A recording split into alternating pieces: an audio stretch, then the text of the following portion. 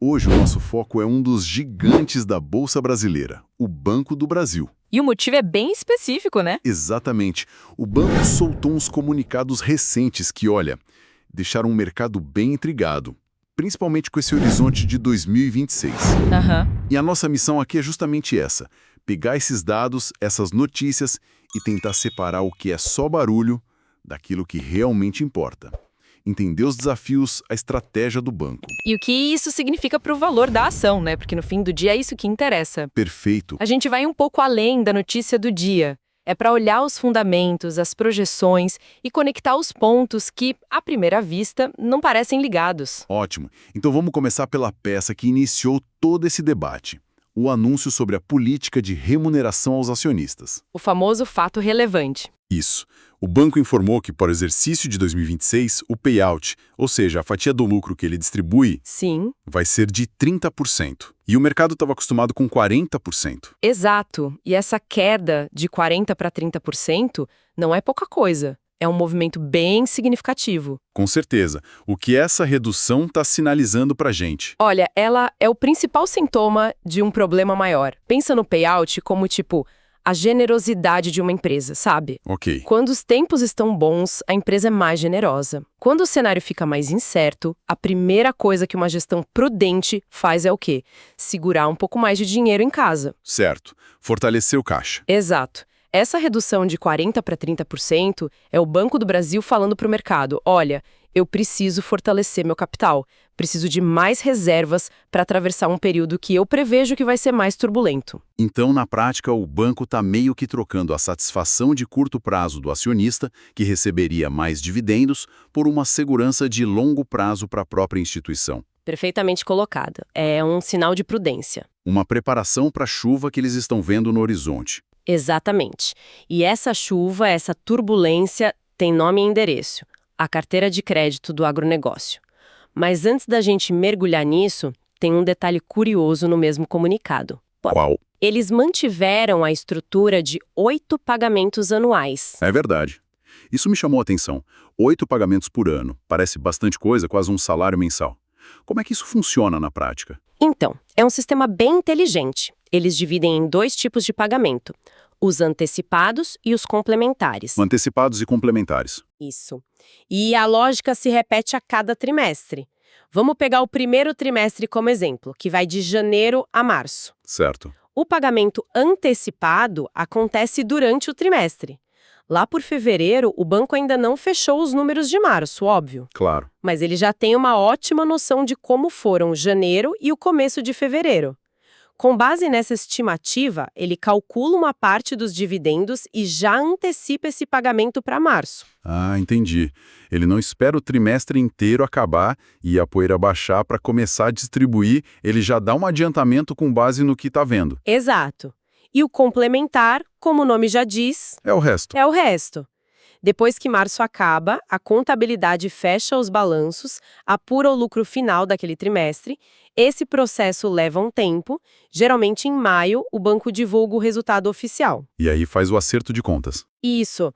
Aí ele calcula o valor total que deveria ser pago e subtrai o que já foi adiantado. Essa diferença é o pagamento complementar, anunciado em maio e pago logo depois. E essa dança de antecipado e complementar se repete 4 vezes ao ano. Para cada trimestre. 4 antecipados, 4 complementares, somando os 8 pagamentos. Agora faz todo sentido. É uma forma de manter o acionista com um fluxo de renda mais constante. Perfeito. Mas agora que a gente entendeu a mecânica, vamos à causa. Por que o banco precisou reduzir o payout? E a resposta está nessa crise do agronegócio. Certo, vamos aprofundar nisso, porque a imagem que a gente tem do agro brasileiro é de uma potência, né? Sempre batendo recorde. A gente ouve falar em safra recorde de soja, de milho. Onde que está o problema? Parece um contrassenso. E é exatamente por isso que o mercado chama de um cenário paradoxal. Você está certo, a produção está a todo vapor. Pois é. A área plantada de soja, por exemplo, continua crescendo. O Brasil continua sendo um celeiro para o mundo. O problema não é na quantidade. O problema está na última linha do balanço do produtor rural: a rentabilidade. As margens foram esmagadas. Mas como assim? Como é possível que os produtores estejam com dificuldade justamente quando estão produzindo mais do que nunca? O que está exprimindo essas margens de uma forma tão brutal? É uma combinação de 3 fatores agindo ao mesmo tempo. Uma tempestade perfeita. Uma tempestade perfeita. Quais são eles? O primeiro, e talvez o mais pesado, são os juros elevados. Com a taxa Selic na casa dos 15%, o custo do dinheiro para o produtor financiar a safra, comprar semente, máquina, fica altíssimo. Claro, o crédito rural que antes tinha um custo, de repente explode. O financiamento que ele tomou para plantar já começa comendo uma fatia enorme da receita que ele espera ter. Exatamente. O segundo fator é o custo de produção. O Brasil é muito dependente da importação de insumos, principalmente fertilizantes. Sim. Com a instabilidade geopolítica global, problemas nas cadeias de suprimentos, os preços desses insumos dispararam. Então, o produtor está pagando mais caro pelo dinheiro e mais caro pelos insumos para produzir. A conta já começa a ficar bem difícil de fechar. Gasta mais para pegar um empréstimo, gasta mais para comprar o que precisa para plantar, e na hora de vender, imagino que aí vem o terceiro golpe. Precisamente. O terceiro fator são os preços das commodities no mercado internacional. Com uma desaceleração da economia global, principalmente da China, que é um comprador gigante. Um grande cliente nosso. Enorme. E com as tensões geopolíticas, a demanda fica mais fraca. E os preços de venda da soja, do milho, eles caem. Então, o produtor gasta mais para produzir e recebe menos pelo produto. É uma tesoura que corta a margem dos dois lados. É um beco sem saída. Mesmo com uma safra recorde, a matemática simplesmente não fecha. Não fecha. E como o Banco do Brasil é, historicamente, o grande financiador do agronegócio no país, ele está na linha de frente desse problema. A dificuldade do produtor vira automaticamente um aumento da inadimplência no balanço do banco. E um aumento preocupante. O que nos leva direto para a reação, né?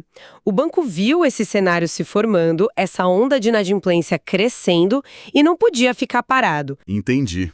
Então temos um cenário onde o motor da economia do banco, que é o produtor rural, está com o tanque quase vazio.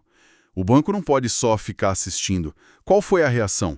Imagino que tenha vindo tanto da gestão do banco quanto do governo, certo? Perfeito. A resposta mais forte e estruturada veio na forma da medida provisória 1314, do ano de 2025. Ela foi um pacote de ações para tentar estancar essa sangria. Ok. A primeira medida foi basicamente fechar um pouco a torneira. Critérios muito mais rígidos para conceder novos créditos. Uma medida preventiva para não jogar mais gasolina no fogo. Faz sentido. O primeiro passo é parar de aumentar o tamanho do problema. Mas e os empréstimos que já estavam na praça? Aqueles que estavam prestes a não serem pagos? Aí entra a segunda parte da MP, que o mercado chama de prorrogação. A medida facilitou a renegociação dessas dívidas. Basicamente, permitiu que o banco alongasse os prazos de pagamento, diminuindo o valor das parcelas para caber no bolso do produtor. Para dar um fôlego. Exato, dá um fôlego para ele se reorganizar e voltar a pagar. Mas espera um pouco. Alongar o prazo não é só, empurrar o problema com a barriga? Isso resolve a questão de fundo ou só adia uma inadimplência que talvez seja inevitável para 2026 ou 2027? Essa é uma ótima pergunta. E se a medida parasse por aí, você estaria coberto de razão. Seria só um paliativo. Certo. Mas é aqui que entra a terceira e, na minha opinião, a mais importante mudança da MP. A verdadeira virada de chave no perfil de risco do banco. A melhora nas garantias exigidas. Garantias, como assim? Pensa em como esses empréstimos eram garantidos antes. Em muitos casos, a garantia era a própria safra. Ah, sim. O produtor dizia: me empresta o dinheiro e a minha colheita de soja garante o pagamento. O problema é que a safra é uma garantia extremamente volátil. Depende do clima, de praga, do preço internacional. O risco ficava quase todo com o banco. Entendi. Se viesse uma seca ou o preço da soja desabasse, a garantia virava pó. Exatamente. A grande mudança da medida provisória foi instituir garantias muito mais fortes, com destaque para a alienação fiduciária. Alienação fiduciária. Em termos bem simples, isso significa que a garantia do empréstimo passou a ser a própria terra do produtor. Uau! Isso muda tudo, completamente. Se antes o banco tinha como garantir algo incerto, como a colheita, agora ele tem um ativo real, a terra, como segurança. O risco da operação de crédito diminui drasticamente. É uma mudança estrutural. Essa foi a jogada de mestre. Eles não estão só dando mais tempo para o produtor pagar. Não. Eles estão, ao mesmo tempo, diminuindo fundamentalmente o risco do empréstimo para o banco.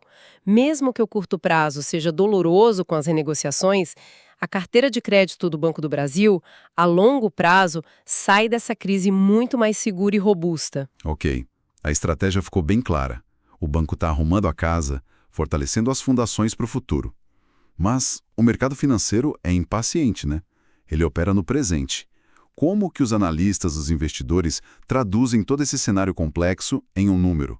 Ou seja, como saber se a ação, no preço que está hoje, é uma oportunidade ou uma armadilha? Essa é a arte e a ciência do valuation, de tentar encontrar um preço justo para um ativo. E é algo que a gente faz intuitivamente o tempo todo. Se você olha para esta caneca ou para um mouse, seu cérebro rapidamente faz uma estimativa de valor baseada em comparação, utilidade e material. Verdade. Com ações, o processo é o mesmo, só que a gente usa planilhas, projeções de lucro e taxas de juros. Certo. Então vamos tentar fazer esse exercício aqui de forma bem conservadora para ter uma noção de valor para o Banco do Brasil. Por onde a gente começa? O ponto de partida é sempre o lucro. Com base nos resultados que o banco já divulgou e uma projeção para o que falta do ano, a gente pode trabalhar com uma estimativa de lucro para 2025 na casa dos 13 bilhões de reais. 13 bilhões. Esse é nosso alicerce. Exato. E para os anos seguintes, é aí que a nossa análise da crise do agro entra com tudo. Para 2026, que a gente sabe que vai ser o ano do ajuste, da digestão dessa crise, temos que ser bem conservadores. Bem pé no chão. Muito. Projetamos um crescimento de lucro bem modesto, de apenas 3,78%. Isso reflete um ROI, o retorno sobre o patrimônio, muito baixo, de 5,4%, mostrando o impacto desse ano difícil. Um crescimento de 3,78% é quase andar de lado. Isso reflete um pessimismo bem grande com o cenário ou apenas realismo? É realismo puro. Reflete o custo das renegociações, da inadimplência. Mas a partir daí, o modelo começa a prever uma recuperação. Para 2027, já com as novas garantias fazendo efeito, a gente projeta um crescimento maior, de 5,95%. Ok, já melhora. E para 2028, com a situação mais normalizada, um crescimento mais saudável, de 8,4%. Entendi. Uma recuperação gradual, em formato de U. Agora, como que esses lucros futuros viram um preço de ação hoje? A gente traz esses lucros a valor presente usando uma taxa de desconto. Pensa nessa taxa como o retorno mínimo que o investidor exigiria para aceitar o risco de investir no Banco do Brasil nesse cenário. É o custo da incerteza. Certo. Usando uma taxa de 15%, que é bem razoável para o risco Brasil atual, e aplicando esse fluxo de lucros projetados, a gente chega num preço justo para a ação em torno de R$ 22,11. R$ 22,11. É interessante, porque essa sua projeção conservadora conversa muito bem com o que outros analistas estão vendo.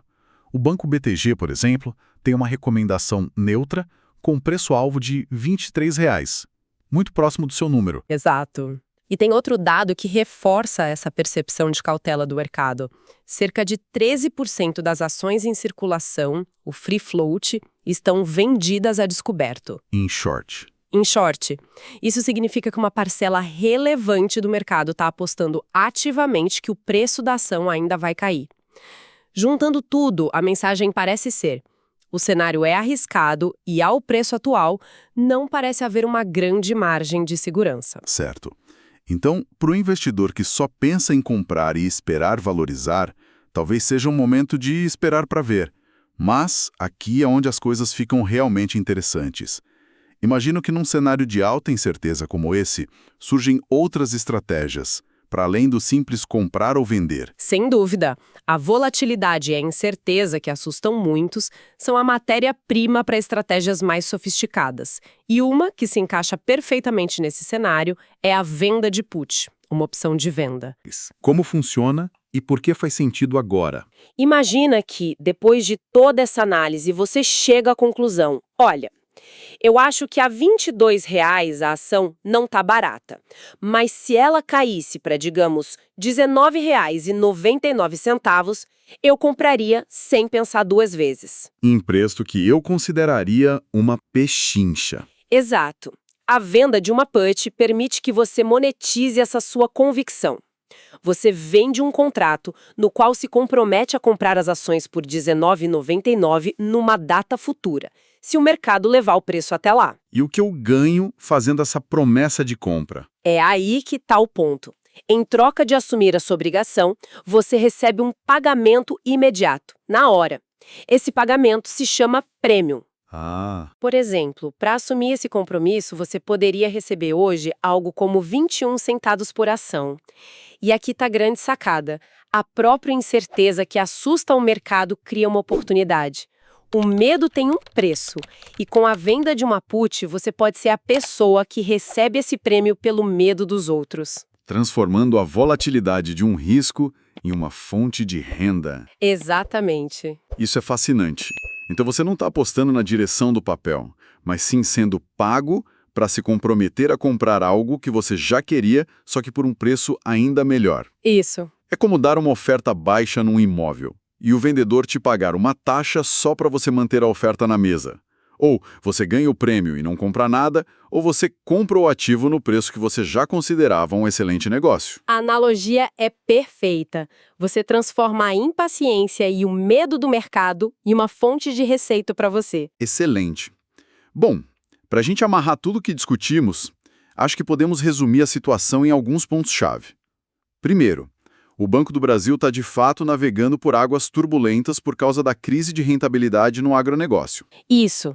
Em resposta, a gestão está agindo de forma prudente, reduzindo a distribuição de lucros para fortalecer o capital e, mais importante, Sim, com a ajuda da medida provisória, está reestruturando sua carteira de crédito para o futuro, exigindo garantias muito mais fortes que diminuem o risco a longo prazo. e por fim, a conta que o mercado faz hoje, refletida tanto nos modelos de valuation conservadores quanto no posicionamento dos grandes players, Sugere que o preço atual da ação não oferece um grande desconto. O risco de curto prazo parece estar bem precificado, mas a recuperação futura já começa a ser modelada. exatamente. E para fechar, eu gostaria de deixar uma provocação, um pensamento para ir além da nossa conversa de hoje. Manda. Nós nos concentramos na reação do banco a uma crise no seu setor mais importante. Isso levanta uma questão fundamental para qualquer análise de investimento. Ao olhar para uma empresa cujo mercado principal enfrenta um desafio estrutural, o que é mais importante avaliar? A severidade do problema em si ou a qualidade e a velocidade da resposta da gestão a esse problema? Essa é uma ótima reflexão. É um jeito poderoso de pensar sobre qualquer história de recuperação de empresas, na verdade. A questão não é se vai haver uma tempestade, mas se o capitão e o navio estão preparados para ela. Pois é. E isso nos leva à pergunta central da nossa conversa de hoje, né? Com as ações sendo negociadas com um desconto relevante, o Banco do Brasil é de fato uma oportunidade de compra subvalorizada para quem pensa a longo prazo? Ou será que os riscos atuais são tão grandes que é melhor procurar outras opções no setor financeiro? Exatamente. Da minha parte, eu vou defender a tese de que o pessimismo do mercado é exagerado. E isso cria um ponto de entrada bem interessante para o investidor que tem paciência. E eu já vou argumentar que os desafios são mais estruturais do que parecem, e a recuperação pode ser lenta demais, o que, na minha visão, torna outras alternativas no setor bancário simplesmente mais atraentes neste momento. Bom, o meu ponto de partida é que o mercado está com uma miopia tremenda, sabe? Punindo o banco por uma questão que é, na sua essência, cíclica. A crise no agronegócio, ela vai passar. E o banco não está parado, né? Medidas como a medida provisória 1314, por exemplo, já estão forçando garantias mais robustas, como alienação fiduciária de terras. Isso protege a carteira de crédito para o futuro. Mesmo assim, com premissas bem pessimistas, uma avaliação conservadora aponta para um preço justo entre R$ 22 e R$ 25 por ação. A tese aqui não é sobre receber dividendos enormes amanhã, até porque o payout, ou seja, a fatia do lucro distribuída, caiu para 30%. A tese é sobre comprar um ativo fundamental com desconto histórico. Olha, eu até entendo essa lógica de comprar na baixa, mas a gente precisa ser realista, né? A recuperação que você menciona me parece lenta e bastante incerta. Nós estamos falando de uma rentabilidade projetada, o famoso ROE, de apenas 5,4% para 2026. Ou seja, para cada R$ 100 que o acionista tem no banco, a expectativa é que ele gere só R$ 5,40 de lucro. Isso é baixíssimo para o setor e, assim, na minha opinião, não compensa o risco. A redução do payout não é só prudência, é um sinal claro de que a própria gestão vê um caminho difícil pela frente e precisa segurar o caixa. E não só sou eu que penso assim. O BTG Pactual, por exemplo, mantém uma visão neutra, com um preço-alvo de R$ 23, e aponta que existem oportunidades melhores em bancos privados que estão mais isolados dessa crise. Certo. A rentabilidade de 5,4% no curto prazo é fraca, não tem como negar. Mas é justamente aí que mora a oportunidade. O mercado parece ignorar que os créditos problemáticos, aqueles concedidos lá em 2024, eles têm um prazo para serem resolvidos, e a expectativa é que isso aconteça até meados de 2026. As novas políticas de crédito, muito mais rigorosas, já estão em vigor. Então, investir agora é se posicionar para a normalização dos resultados, que deve começar em 2027, quando as projeções apontam um ROI voltando ali para a casa dos 12,5%. Mas essa projeção de 12,5% de ROI, ela não depende de um cenário macroeconômico quase perfeito. O que me preocupa é o tal do cenário paradoxal do agronegócio. A gente tem uma produção recorde, mas a rentabilidade do produtor está esmagada por custos e juros altos. E se essa situação durar mais do que o esperado? Manter o capital travado em um ativo com um retorno tão baixo em 2026 significa perder o custo de oportunidade. Enquanto o investidor espera essa virada do Banco do Brasil, o dinheiro dele poderia estar rendendo muito mais em empresas com mais previsibilidade. É uma troca. No preço atual do Banco do Brasil, boa parte desse risco que você descreve, ele já está embutido. O que a gente tem é uma margem de segurança. Você compra o pessimismo esperando a melhora que historicamente sempre vem para um banco dessa magnitude. É uma aposta na resiliência do modelo de negócio. Você chama de aposta, eu chamo de margem de segurança. Quer dizer, o contrário. Você chama de margem de segurança, eu chamo de aposta. Para mim, a tese de recuperação depende de muitas variáveis que estão totalmente fora do controle do banco, como preço de commodities, política de juros. É um nível de incerteza que me deixa desconfortável. Por que correr esse risco quando existem outras instituições financeiras com uma operação mais eficiente e menos dependente de um único setor em crise? A prudência, para mim, manda esperar. Então, para resumir a minha visão, o Banco do Brasil em 2026 é um investimento para quem tem estômago para volatilidade e foco no longo prazo. As correções de rota estão sendo feitas e o preço atual já reflete o pior cenário possível, oferecendo um potencial de valorização bem considerável quando a situação se normalizar. Por outro lado, a minha posição é de cautela. A combinação de baixa rentabilidade, a incerteza sobre o principal setor de atuação do banco e a existência de alternativas mais claras no mercado financeiro, tudo isso sugere que é mais prudente aguardar por sinais concretos de recuperação antes de montar uma posição relevante. No fundo, o que temos aqui é um dilema clássico para o investidor: apostar na recuperação de um gigante que passa por dificuldades ou buscar a segurança de empresas com um desempenho mais estável e previsível.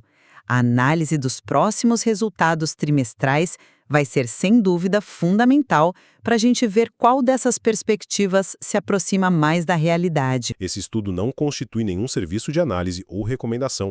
Este é um mercado de renda variável, bolsa de valores, onde o risco é inerente, toda e qualquer decisão é de cada investidor. Um abraço e até a próxima.